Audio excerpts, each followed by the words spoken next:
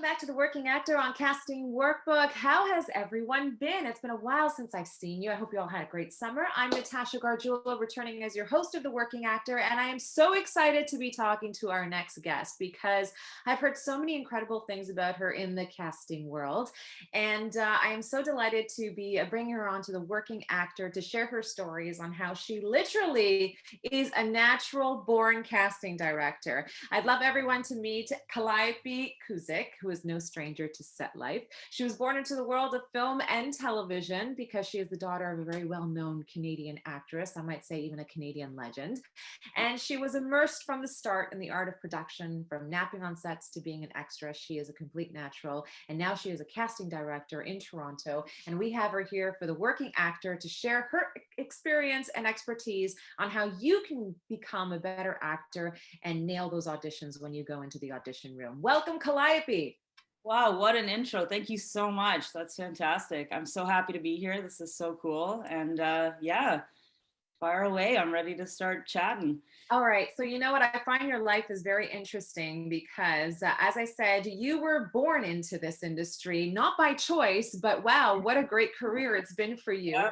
Tell me a little bit about your memories. You are the daughter of the incredible Mimi Kuzyk. Yes, yes, yes. Love her to death. My best friend, my mom. Yeah, yeah, yeah. So yeah, I mean, she started acting way before I was born.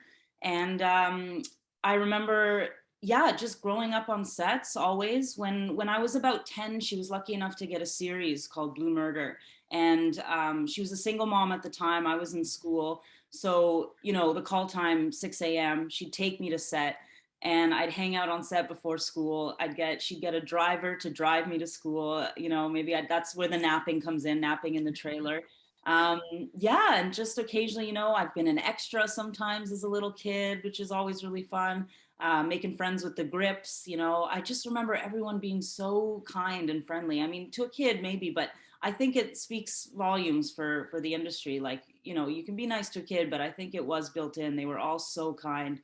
Um, yeah, and just memories of, oh gosh, Polaroids. I have so many old Polaroids. I remember back in the day they used to take Polaroids for continuity, for wardrobe and things like that. Now it's all, digital, of course, but we got to keep them. And yeah, great memories, great times. Love the industry, grew up with it. Now, I looked up your mom because I'm like, I know that name. And then when I Googled your mom, I'm like, oh my goodness, I've seen everything this woman has ever starred in, right? She's a Canadian legend and such a successful actor. And I'm wondering how many times in your life did you get that, oh my goodness, that's your mother kind of reaction? Yeah, yeah, yeah. It's weird. Like I used to, I would she would go to LA for a lot of the year when I was a teenager, like half the year, and I would stay at home. And I remember just chilling, with the TV on in the background because I'd be home alone. I always liked the TV running, and then boom, she'd just pop up, and it was so cool to me. Like it was never weird. Like I just thought, wow, good for her. I was so proud of her, and sometimes she'd pop up at weird times, but and yeah, it was all very cool. And then I remember when I was a kid, there were some things that she did an episode of The L Word. And that was very cool because, being part of the community and then and I remember her asking my permission because I was very young at the time. She's like, is it okay if I do this? It's a bit of a sexy scene. I was like, hell yeah, in my head. And yeah, it turned out very cool. That was, such a cool thing because I was a big fan of the show and for her to be a part of that. So yeah, just all around, so proud of her. And then Working Moms recently, I'm actually a huge fan of it myself. No bias. Fantastic show. She's hilarious in it, and yeah, it's great. I have a lot of respect for single moms and single working moms, right? I'm one myself, and I love that whole mother daughter kind of bonding relationship. But I want to know more about your experience when you were on set with your mom and you were observing your environment. Were you like, oh, I want to be like my mom and audition, or I want to be behind the scenes and I want to do casting because I see what she does in order to get the role? So, what was it that piqued your curiosity about the whole industry? Yeah, yeah, that's actually a great question. So when I was growing up, I did want to be an actor. So I took acting lessons as a kid. I actually went for high school. I went to Etobicoke School of the Arts for drama. So I auditioned for the drama program. I got in. I was like, yeah, I'm going to be an actor. And then at the time, I think, gosh, high school was over 15 years ago, but um, I really did think I wanted to do it. And then just slowly, I got an agent in high school, started auditioning, and I just thought, I'm not cut out for it. Like I accepted it. Like you really like you have to have a thing, and I just didn't have the thing. And then I thought, man, I know what I want to do. I want to be behind that and help other people realize, that they have the thing and get them to realize their dreams. And then that's when I went to college for film school. And just kind of in film school, no one wanted to cast. The producers were trying to do, and I thought, no, no, no, you got to have a separate person that takes care of this. And so people started using me for their short films and their projects, and I just was kind of the resident casting director at my class in Sheridan, and started casting all their short films and projects, and just absolutely fell in love with it. Like the idea of picking someone who's perfect for a role and letting them do their thing is just so cool to me. Yeah. Yeah. And I think it takes a lot of I guess confidence in yourself to kind of step back from that dream of being an actor in front of a camera and saying, you know what, I'm not going to do this, but there's something better for me, and it's behind the scenes because I have Yeah. talent to see talent, right? So Yeah. where did you get your, aside from your mom obviously, but where did you get the know-how on how to be a good casting director? Honestly, it was just, it still has to do with my mom. We would just watch things together. We watched everything, movies, TV shows. We just always watched, and we would just kind of analyze the actors. And I'd go, Mom, and when I was really young, I'd go, Mom, I don't think they're a very good actor, are they? And she'd go, no, that's not the greatest performance because of this or that. Or we'd watch something and go, wow, they killed it. And then talk about why they were so good. And so I really owe everything to her. And then I kind of just kept watching movies on my own, and studying actors, and thought, man, maybe this person would have been better, or this person's perfect, or just kind of analyzing movies and TV. I grew up with it. It was like my education in a way. You can Yeah. learn so much from them, from watching the proper shows and movies. Yeah. You had the best master class. Yeah, exactly, exactly. Yeah, yeah, yeah. And then film school, I went to Sheridan. Shout out to Sheridan for film school, and that was awesome experience, like an amazing experience. So that really helped as well. Now, I'm just going to go over your bio a bit because straight out of film school, you also worked on camera casting with casting directors Stephanie Gorin and Lisa Parson before moving to work on Edna Talent Management. I'll Yeah. say that again, Edna Talent Management. I don't want to butcher that, for several years. So, what were some of the experiences that you learned working under them? Yeah. So in on-camera casting, I mean, I started off, I think I worked for Lisa Pearson and Stephanie Gorn collectively for about a year. And then I just stopped working there because, shortage of work. Like it just ended up happening. Unfortunately, I got let go. It just the way it is in the business, as you know. And that's when I mean, they taught me so much. Like they taught me the basics of casting, everything I needed to know to kind of go on my own, which I do sometimes now on the side, everything. But then the really interesting part was I got an offer to do a talent agency at Edna. And I thought, oh, I never really thought of that, like working at a talent agency. But that would be pretty cool. And then I'm so glad I did it too, because agents and casting directors, they're always in communication, they're always chatting. So to see both sides, I was still interested in casting, but to see both sides really helped me in the business. Like, have empathy for actors, understand like short audition turnarounds suck. So, as a casting director, don't try to avoid that if you can. Sometimes you can't, but if you can. And it was just, yeah, so helpful to see both sides. I had great mentors at Edna Talent Management. Paul Hemrand and Angela Wright were two agents there that I worked for, and they were just awesome. But yeah, all around, just I would say if you can, if you have the opportunity to do that and see both sides, because yeah, we're always talking to each other, and to know both is really helpful. It was very helpful. How did you earn the respect from all these big time casting directors to kind of take you in and let you learn from them? Yeah, just honestly, I know that sounds cheesy, be yourself, but in a sense, if you're passionate about it, show them that you're passionate about it. That's all they want. They want to know that you're actually really interested in this, you're eager to learn. And just show them that, like tell them stories, have a sense of humor, have a little bit of humor. Like, that's so important in life. Like if you can crack a joke, make people laugh, just show that everything's okay, everything's lighthearted, while also being serious about the job, but as a person, so that you're enjoyable to work with. Yeah, I think that's the basics of it. Yeah, we were talking about the pandemic and how, it's been rough for the last couple of years, especially for productions and actors, et cetera, and all that. How has it changed the way you've worked, or how has the industry changed for you? What's your perspective on that? Yeah, honestly, it's been fantastic. It's been fantastic. Yeah, it has been fantastic. Like I because I was in the voice world, so I moved over to the voiceover world when the pandemic, just before the pandemic hit. So on camera, I can imagine was very different and very difficult. I do empathize with actors who had to go on Zoom and do auditions. Like that's tough. You want to be in the room, you want to feed off energy.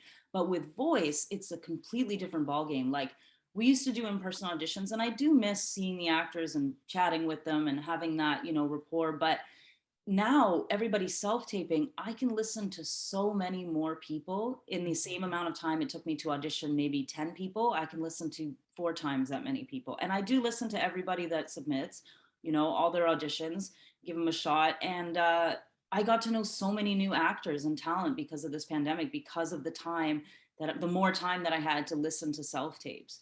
So I hope it's okay. I know that some actors do miss the room, Yeah. but I hope they know that, it's just, I hope they're auditioning more. I think they are. And they just have much more of a shot at getting themselves out there instead of their agent trying to, you know, juggle them into the room or something when there might not be time for it. So, yeah. And what is it that you like about voice acting that you changed from being a casting director for actors in person to voice acting? Yeah, yeah, it strips the physicalness of it. Like, you don't have to worry about being too short, being too tall. Like I think it's really cool that it's just you and your voice. And, you have to be able to act still. Having a nice voice isn't the only thing, but it really just comes down to you and your voice. Like I can close my eyes and just put headphones on and listen and get everything soaked in through that. And I think that's really cool. There's something special about that.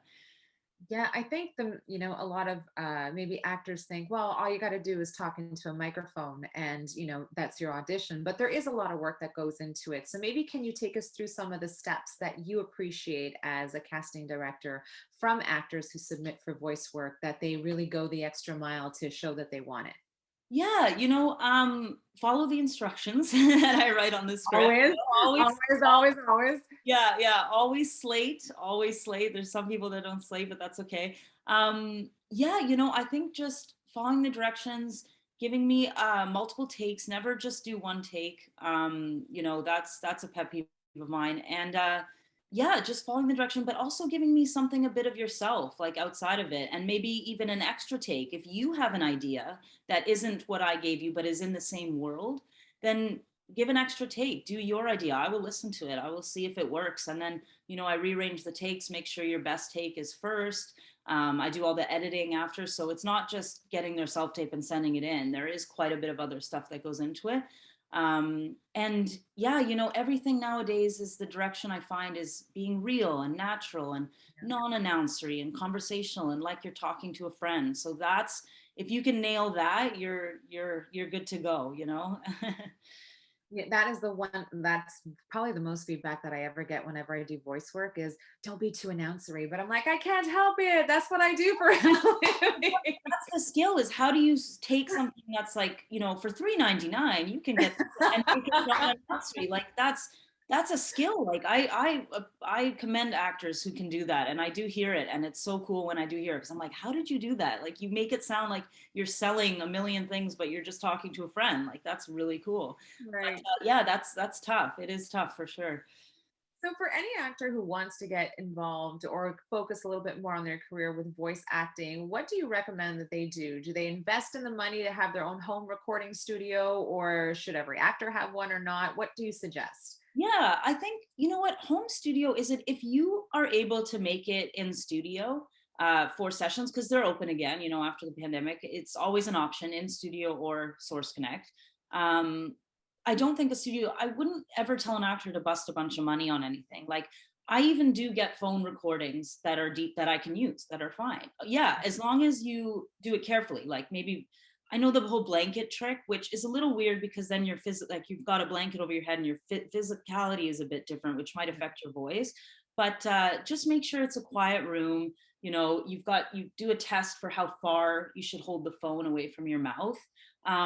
There's always things that I can do, like I mentioned in editing, to fix a little bit of background noise, but please, you know, actors, listen to it back. I get so many where I think, did you even listen to this? Like, I can't use it, unfortunately. Like, there's just too much noise. So just listen to it back and go, don't worry about the performance too much. That's my job, you know, don't be too hard on yourself. Just think about the quality. And then you don't really need to. But, you know, if you're a little bit out of town, you don't drive, you then get Source Connect. I mean, there is a free version that I think works pretty well.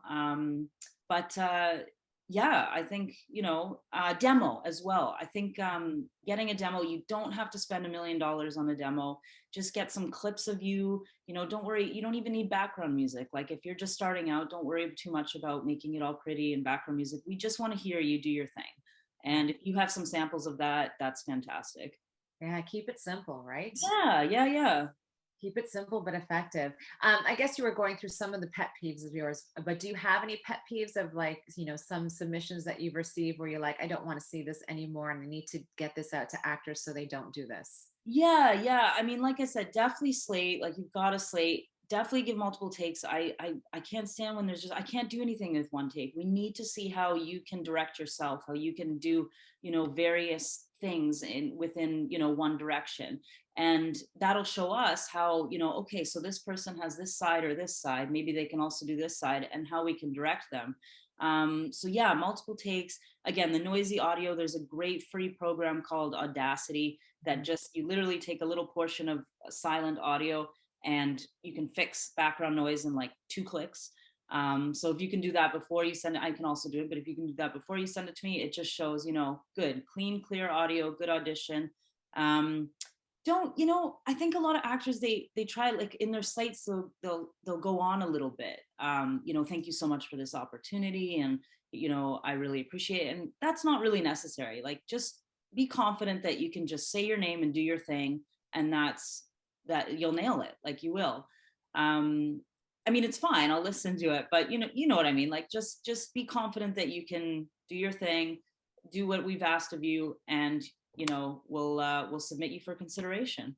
Calliope, you're at Boombox Sound, which is a Toronto-based production company focused on the creation of outstanding music and sound design. Can you tell us a little bit about the company?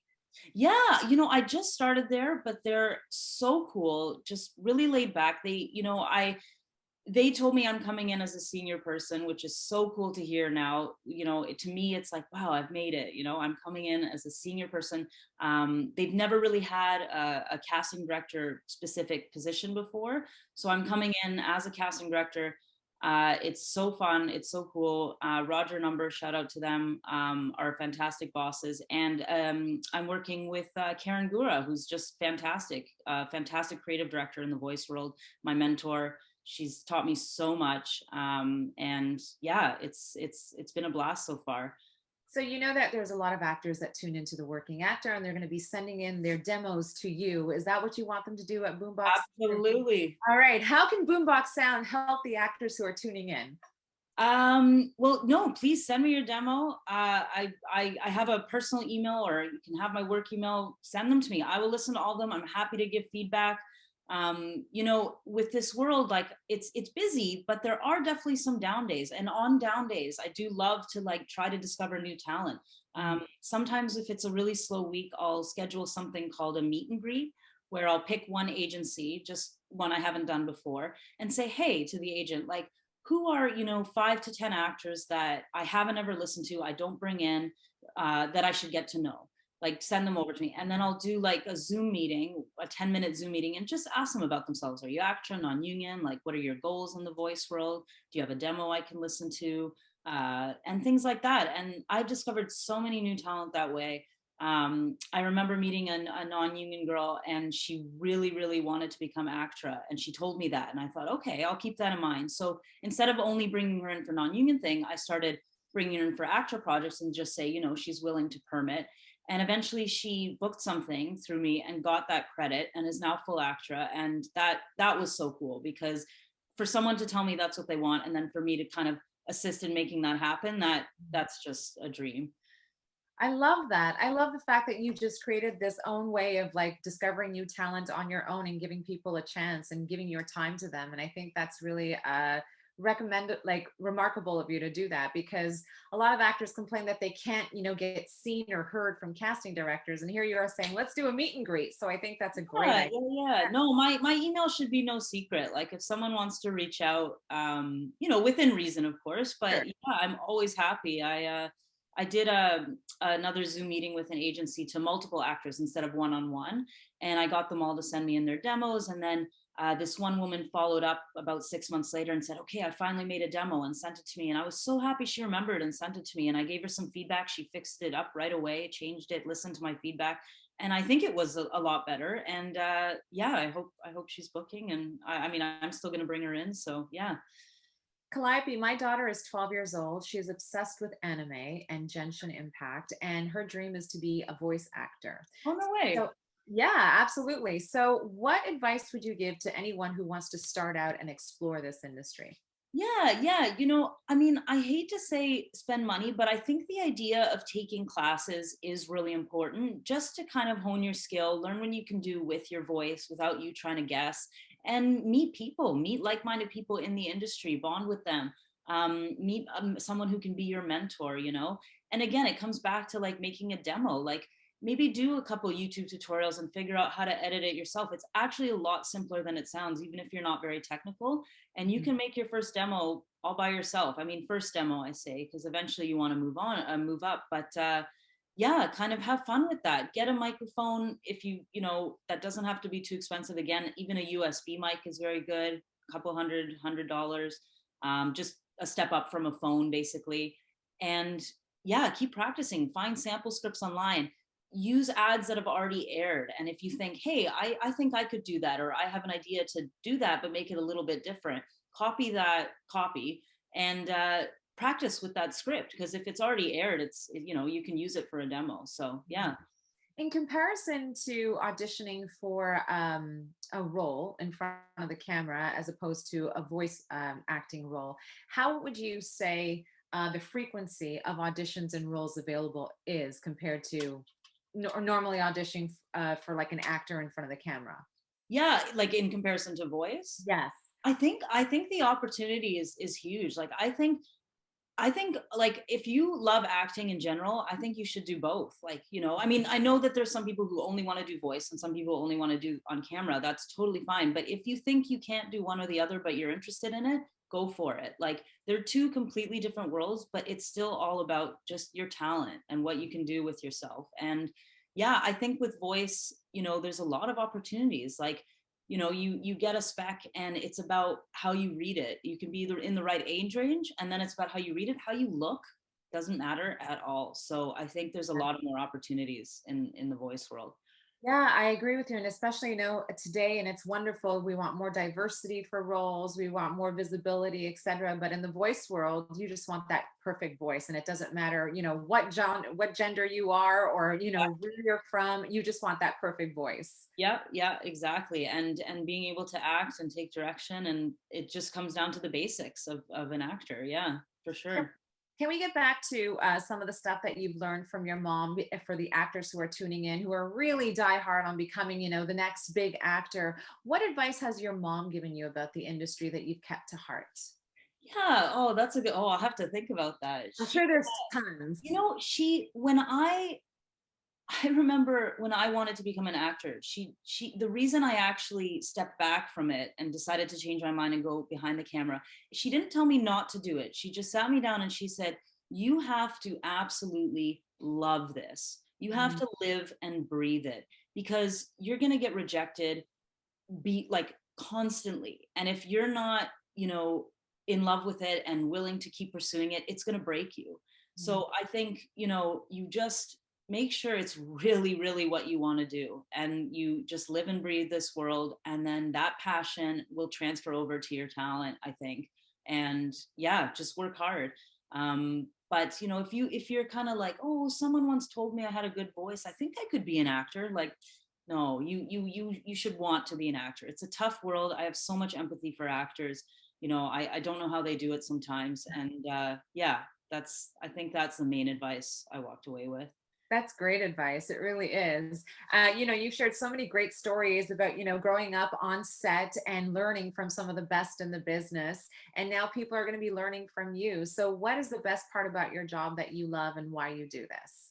Yeah, my favorite is just getting the auditions and picking who I submit. And if I don't use someone for a certain audition, it doesn't mean I'll never use them. I just think that certain people are right. Like, I'm glad that the same person reads for, 5 gigs, but they might only be right for 2 of them, but that's okay. You got to try. Like, there's no harm in trying and expanding your vocal range and all that. But I love getting like especially with a lot of things being non-union right now, I'll get like maybe 200 auditions. Mhm. And the truth is, I do only submit about 20, but I love going through them and just saying, wow, this person just nailed it. I'm going to put them forward. And this person is not quite for this job, but is a really great voice. So I'm going to make a note to keep them in mind for something else. Yeah, things like that. I just love curating, I guess. Yeah. Yeah. When you get an audition for a role that calls for someone with an accent, do you cast someone who speaks that language, or do you often cast people who can imitate that language? Never imitation, so we always want to be true. Yeah, yeah. Especially, and it goes the same for ethnicity, like if we're matching on camera talent or if they've asked for a specific ethnicity. Even, and some, I've had some actors actually say to me, well, I auditioned for this even though it required a different ethnicity than me, because I thought it's just voice, it doesn't matter. Yeah. That's not true. We want representation, like it's so important. um yeah, like that doesn't matter at all. So definitely true, definitely someone who can speak the language, matching ethnicity, and just, yeah, giving everyone equal opportunity. Yeah. And I know that you have some experience at the Toronto International Film Festival. Tell me a little bit about your time there and how it helped you become a great casting director. Yeah, that was a very cool time. I worked 2 years for the festival, so 2 years in a row. And on my second year, I actually got to be a venue liaison. So I was escorting, the talent around, high profile talent. And it didn't so much help me with casting, but it really solidified that I want to be in this industry, no matter what. It's just, it was such a great time. The people, you're up 14, 16 hours a day, but you're chatting with other like-minded people, and it just makes it feel like not work at all. I think my fondest memory, I remember I helped Julianne Moore call an Uber because she didn't know how. So that was really cool. Um, yeah, yeah. And just, it was a lot of grunt work, like opening doors for people so they didn't have to do it themselves. But it was so much fun. It was just, and the people that you work with, mainly, like, never mind the stars, it's the other people that you work with that Sure. are just so cool, and you get to chat about the business all day. I think in any industry, networking is key. No matter where or what you want to be, you always should be surrounding yourself with people who have the same passions and interests as you, and that's how you kind of get your foot in the door, and that leads you to, a step closer to what you want to become or who you want to become. Yeah. Oh yeah, absolutely. Yeah. I mean, you just and watch movies. Like, why, like, that's like, watch things and say, like, that's the kind of career I want to have. Like, study acting, and Canadian actors too. I think, like, sometimes we see a Canadian actor and we go, oh, they look familiar, but we don't quite know where. Like, just, yeah, like, get to know people. Go to IMDb and research IMDb all day. It's a fantastic resource. Yeah. Well, I mean, I did Google your mom because I was like, wait a minute, I know. And I don't want to reveal my age, but I do. She was on Hill Street Blues. I was like a tiny little baby. That was, yeah, yeah, yeah. That was one of her first. Yeah, that's right. I mean, my brother was a huge fan of that. But no, your mom has an incredible demo and an incredible reputation for being a legend here in Canada. And I mean, wow, I mean, what lessons you must have learned from her and what experiences you must have had. And I'm sure you have tons of stories that you would love to share. Yeah. Are you often in a room or in a setting and you hear people having a conversation and you turn around and you're like, that's the voice I've been looking for, and approach people randomly like that? Yeah, it's funny that you say that. I have almost approached random people, but more importantly, what I love to do, which I think everyone should do, is go to comedy shows in the city. Everyone loves to laugh, everyone loves to be entertained, and there is so much great comedy going around right now. Even just on Bloor between, Ossington and Dufferin, there are three comedy clubs I can think of. Shout out to Comedy Bar. I love them so much. And I'll go to comedy shows, watch stand-up comedians, and I have approached them after the show before with my card and say, I know, don't mean to be that person, but hey, if you're interested in this, I think you have what it takes, reach out to me. And it has worked. I've gotten some comedians in the voice world, and one of them booked something last year and just absolutely killed it. She was hilarious. And it's really fun. You get a great show out of it. You get to meet people, possibly discover new talent. Yeah, I think there's something about stand up that I love so much. You're going up there and it's very similar. It is acting in a sense. You're putting on a persona, and they go up and they just completely put themselves out there. I mean, what more could you want from an actor? I think it's fantastic. You're so right. And often I've listened to comedy shows rather than watch them. And the message is just as strong as if you were seeing it visually. Because Yeah. I think that comedians, especially, have to depend so much on their message and their tone to get whatever they want across. So I think that's such a great point that you mentioned about going into comedy clubs and trying to find talent there. That's great. Now we're going to have a whole bunch of actors trying out comedy. Yeah, there's a lot of open mic nights. There was one last Yeah. night. Yeah, yeah, yeah. Absolutely. Try it if you want. It's such a fun world. It's a really fun world. You have been such a fun and amazing guest on The Working Actor. Thank you so much for being here. And we welcome you back anytime because we've had such a great time. And I'm sure our actors tuning in have learned a lot from you today. Thanks so much. Thank you so much. Thank you Before we again. go, I do want to thank everyone who tuned in. Thanks for tuning into The Working Actor on Casting Workbook. It's always a pleasure to have you here every week as we introduce you to some of the top casting directors in Canada, North America, and around the world. Calliope, you are one of them, and I am so grateful to have met you. Okay. And I want to thank Emily Buchanan, who is our producer here at Casting Workbook. She is incredible. She is a powerhouse, and we want to thank you for tuning in. So thanks so much, everyone, and we'll see you next time. Thank you so much. Talk to you soon.